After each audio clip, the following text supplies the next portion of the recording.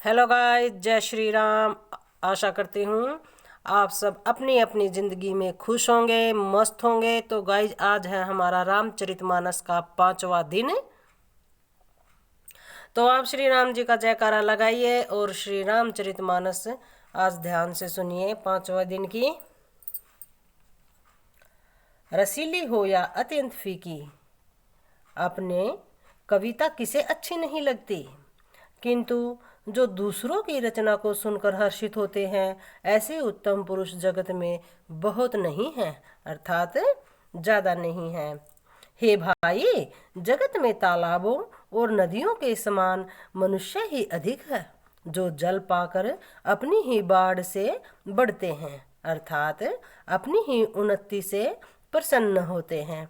समुंदर सा तो कोई एक विरला ही सज्जन होता है, जो चंद्रमा को पूर्ण देखकर दूसरों का उत्कर्ष देखकर उमड़ पड़ता है। मेरा भाग्य छोटा है और इच्छा बहुत बड़ी है, परंतु मुझे एक विश्वास है कि इसे सुनकर सज्जन सभी सुख पावेंगे और दुष्ट हंसी उड़ावेंगे, किंतु दुष्टों के हंसने से मेरा हित ही होगा। मधुर कंठ वाली कोयल को कोई तो कठोर ही कहा करते हैं, जैसे बुगले हंस को और मेंढक पपीहे को हंसते हैं, वैसे ही मलिन मन वाले दुष्ट निर्मल वाणी को हंसते हैं। जो न तो कविता के रसिक हैं और न जिनका श्री रामचंद्र जी के चरणों में प्रेम है, उनके लिए भी यह कविता सुखद हास्य रस का काम देगी। परंतु प्रथम तो यह भाषा की रचना है, दूसरे मेरी बुद्धि भोली है, इससे यह हंसने के योग्य ही है। हंसने में कोई उन्हें दोष नहीं है, जिन्हें न तो प्रभु के चरणों में प्रेम है और न अच्छी समझ ही है।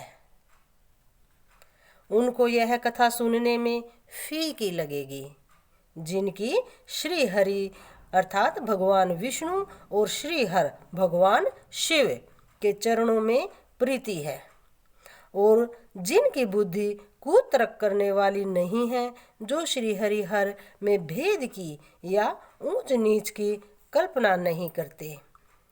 इस लाइन में बताया गया है कि शॉर्टकट में बताती हूँ कि भगवान विष्णु और भगवान शिव में अंतर नहीं समझना चाहिए। उन्हें श्री रघुनाथ जी की यह कथा मीठी लगेगी। सज्जनगण इस कथा को अपने जी में श्री राम जी की भक्ति में भूषित जानकर सुंदर वाणी से सराहना करते हुए सुनेंगे।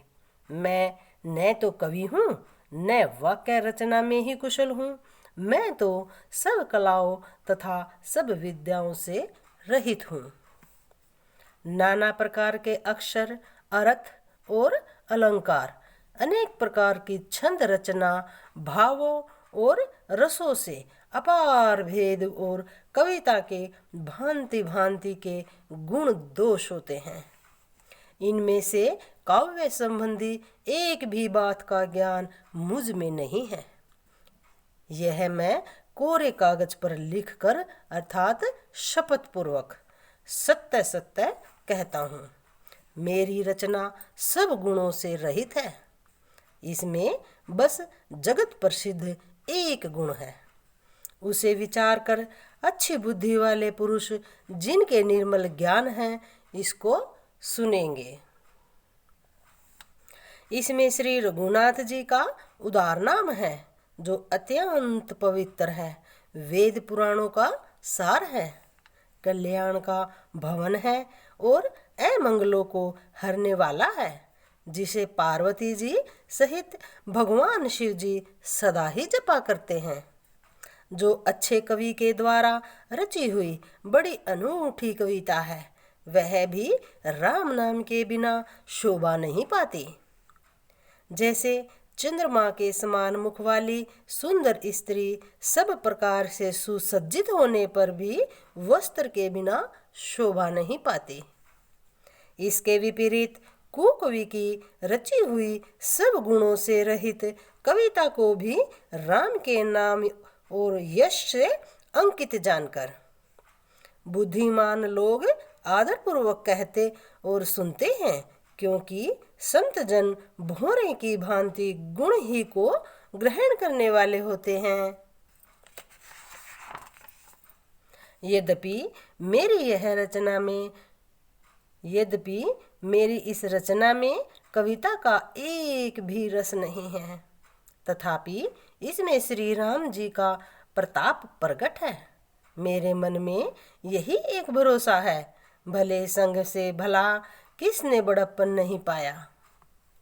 धुआं भी अगर के संग से अगरबत्ती मतलब की धुआं भी अगर के संग से सुगंधित होकर अपने स्वाभाविक कड़ुएपन को छोड़ देता है।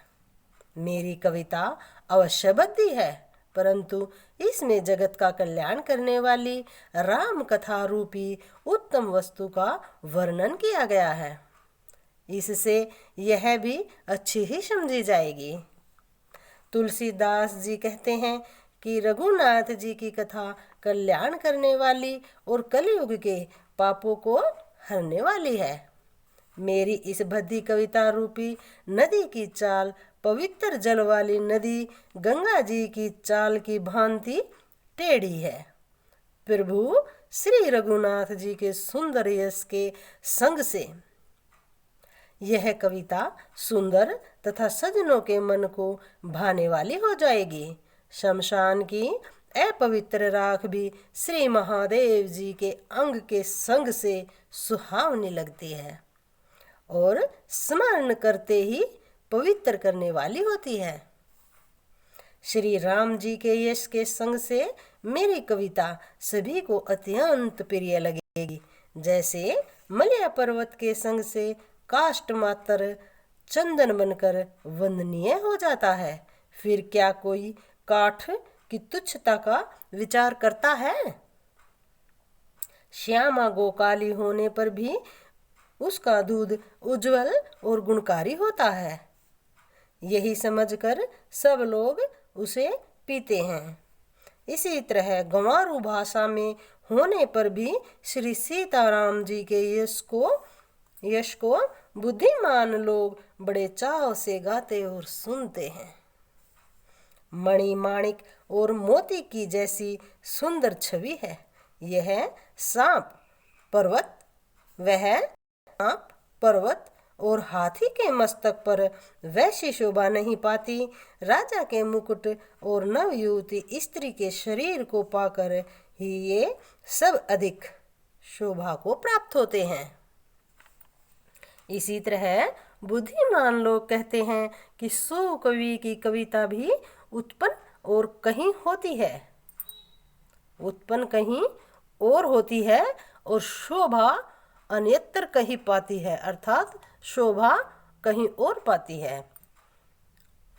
कवि की वाणी से उत्पन्न हुई कविता वहाँ शोभा नहीं पाती जहाँ उसका विचार प्रचार तथा उसमें कथित आदर्श का ग्रहण और अनुसरण होता है।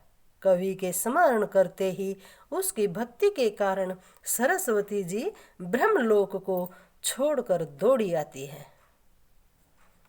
सरस्वती जी की दौड़ी आने की वह थकावट रामचरित रूपी सरोवर में उन्हें नहलाए बिना दूसरे करोड़ों उपायों से भी दूर नहीं होती।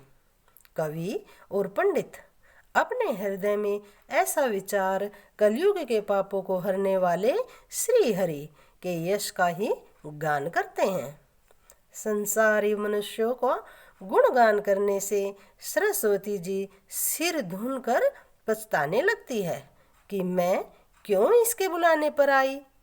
बुद्धिमान लोग हृदय को समुंदर, बुद्धि को सीप और सरस्वती को स्वाति नक्षत्र के समान कहते हैं। इसमें यदि श्रेष्ठ विचार रूपी जल बरसता है तो मुक्तामणि के समान सुंदर कविता होती है। उन कविता रूपी मुक्तामणियों को युक्ति से बेध कर फिर रामचरित रूपी सुंदर तागे में पिरोकर सज्जन लोग अपने निर्मल हृदय में धारण करते हैं, जिससे अत्यंत अनुराग रूपी शोभा होती है। वे अत्यंत प्रेम को प्राप्त होते हैं। जो कराल कलयुग में जन्मे हैं, जिनकी करनी कोय के समान है और वेश हंसों का है, जो वेद मार्ग को छोड़कर कुमार्ग पर चलते हैं, जो कपट की मूर्ति और कलयुग के पापों के भांडे हैं। तो आज के लिए इतना ही। सभी भक्तजनों से जय श्री राम। तो आप सभी थोड़ा समय निकाल करके श्री रामचरितमानस अवश्य सुनिएगा, अपने घर में अवश्य चलाइए, पॉजिटिविटी बनाए रखिए, विचार शुद्ध रखिए। जय श्री राम, जय सीता मैया।